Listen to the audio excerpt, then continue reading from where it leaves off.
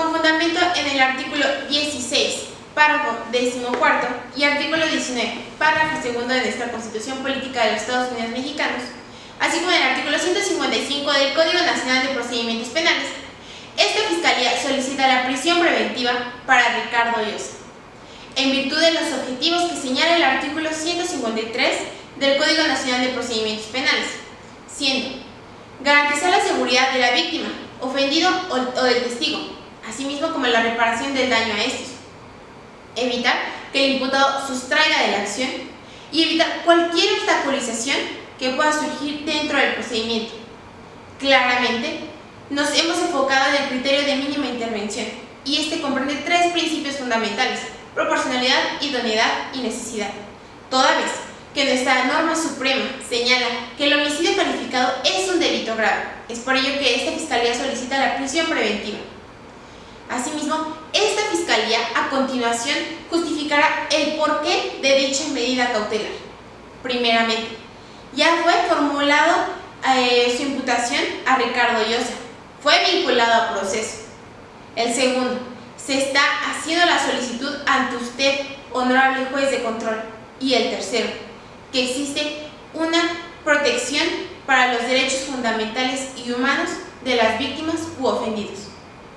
El primer riesgo que corre es el artículo 168 del Código Nacional de Procedimientos Penales, en su fracción segunda, en el que establece la máxima pena, toda vez que el homicidio calificado comprende de 60 años como pena máxima. Es un tiempo bastante prolongado, del cual el imputado estaría restringido de ciertos derechos, como la protección de la familia, actividades laborales, o bien el apercibimiento de recursos económicos.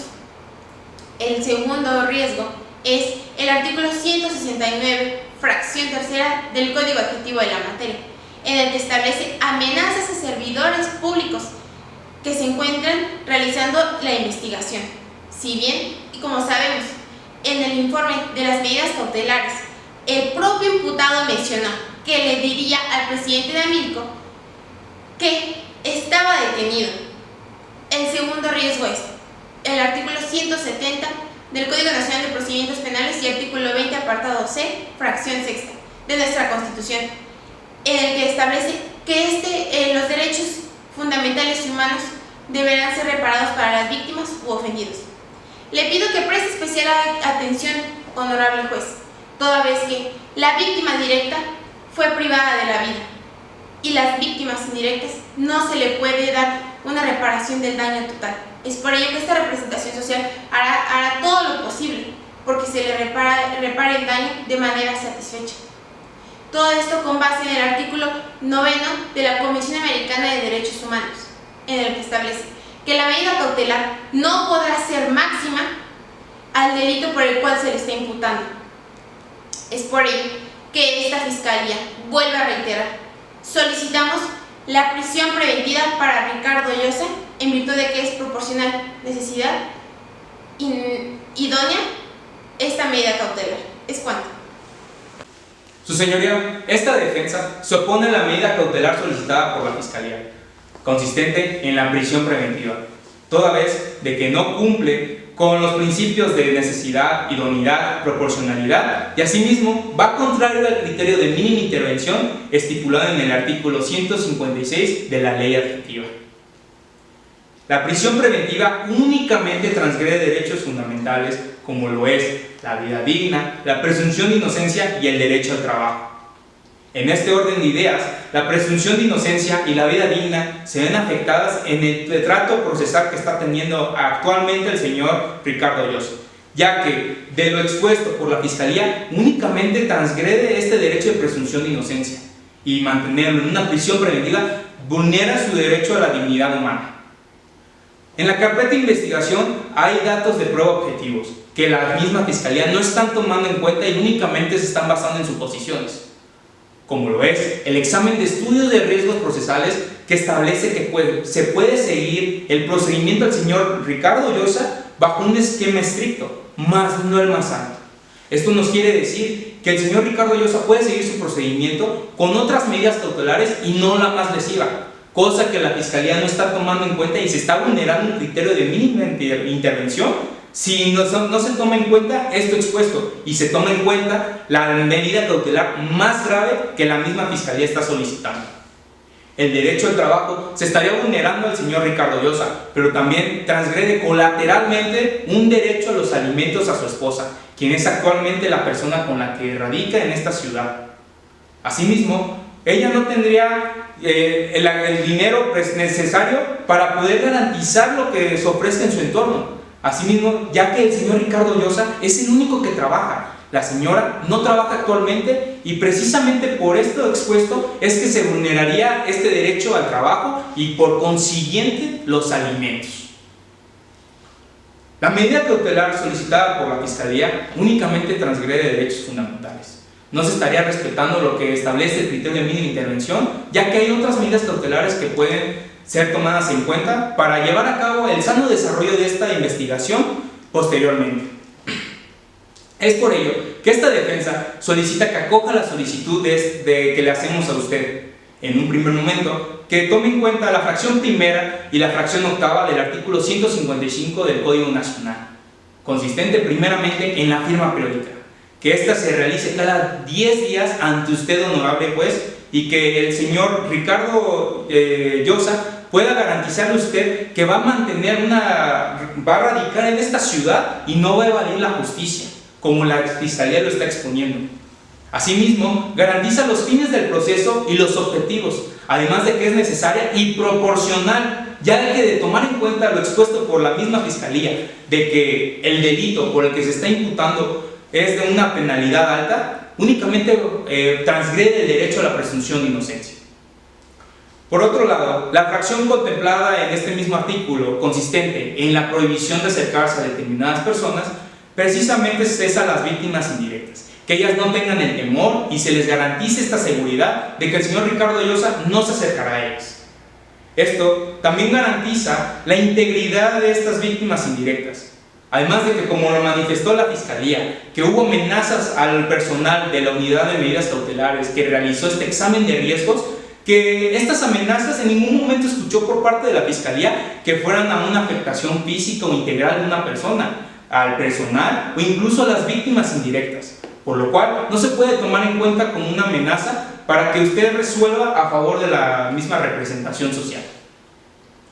Es por todo lo anterior expuesto que la medida cautelar solicitada por la Fiscalía de la prisión preventiva no está justificada. Hay otras medidas cautelares que pueden garantizar los fines del proceso y que a usted, honorable juez de control, le puede garantizar que el señor Llosa radicará aquí y que no se acercará a las víctimas, como lo ha solicitado esta defensa. El trato procesal que se está dando actualmente vulnera la presunción de inocencia, por lo cual las medidas cautelares solicitadas por la defensa respetan este derecho que, como se establece en el artículo 8.2 de la Convención Americana y en el artículo 20 constitucional, apartado B, fracción primera, establecen que es un derecho fundamental en todo proceso del imputado. Por todo lo anterior, es que le solicitamos a usted, honorable juez de control, que acoja la solicitud de esta defensa. Es cuanto. Su señoría, esta Fiscalía no está vulnerando derechos fundamentales del ciudadano Ricardo Llosa, ya que basados en la Convención Americana de Derechos Humanos, en su artículo 7, establece que una persona puede ser privada de su libertad siempre y cuando se cumpla con lo establecido en la Constitución. Y precisamente en el artículo 19 constitucional nos dice la imposición de esta medida cautelar tratándose de delitos graves, como lo es este presente caso. La defensa argumenta que no se están garantizando derechos fundamentales del hoy imputado, como lo es el derecho a la vida digna y al trabajo. Primeramente, el derecho a la vida digna se seguirá garantizando, cada vez que así lo establece la Ley Nacional de Ejecución Penal en su artículo 30, donde instaura que todas las personas privadas de su libertad gozarán de una vida digna. En ella se incluye el internamiento por prisión preventiva. En un segundo momento, su derecho al trabajo será restringido temporalmente y de manera justificada, precisamente porque es una persona que está siendo investigada, pero no por eso se vulnera su derecho de presunción de inocencia. Esta Fiscalía toma en cuenta el criterio de mínima intervención, que establece no aplicar una medida cautelar más lesiva cuando otra la pueda garantizar. En este aspecto, ninguna de las medidas cautelares restantes puede garantizar los fines del proceso, ya que existe un riesgo de sustracción. La necesidad de cuidar a las víctimas, al igual que el sano desarrollo de un proceso. Las medidas cautelares solicitadas por la defensa son insuficientes para garantizar este proceso, además de que existe una necesidad de cautela. Es por lo anteriormente expuesto que al cumplir con los requisitos de procedencia y que además las medidas cautelares se encuentran debidamente justificadas, además de que son las necesarias, idóneas y proporcionales, es necesario que se le imponga, y reitero, su señoría, que se le imponga la medida cautelar de prisión preventiva en contra del ciudadano Ricardo Llosa. Es cuanto. Su señoría, la medida cautelar de prisión preventiva sí vulnera el principio de presunción de inocencia en su vertiente de regla de trato procesal en el artículo 20 de la Constitución mexicana, inciso B, fracción primera, nos establece que toda persona debe ser tratada como inocente hasta que mediante un juicio y mediante una sentencia se demuestre lo contrario. Asimismo, en el artículo 8.2 de la Convención Americana, nos establece que el principio de presunción de inocencia es un derecho humano. La Suprema Corte, en su número de tesis 2011-871, nos establece que es un eje rector en el procedimiento, lo cual en la presente causa se está vulnerando, ya que se están yendo por las medidas cautelares más lesivas y no se está respetando el criterio de mínima intervención. Su señoría, esta defensa tiene las medidas cautelares idóneas para el señor Ricardo Llosa, establecidas en el artículo 155 del Código Nacional de Procedimientos Penales, en su fracción primera, que nos establece la presentación periódica de Ricardo Llosa ante un juez o autoridad competente, asimismo en la fracción octava, que nos establece la prohibición de acercarse, comunicarse con víctimas, personas ofendidas o testigos, mientras no se vulnere el derecho de la defensa. Su señoría, esta defensa está cumpliendo con los objetivos que solicita la Fiscalía y no se le priva al señor Ricardo Llosa su libertad.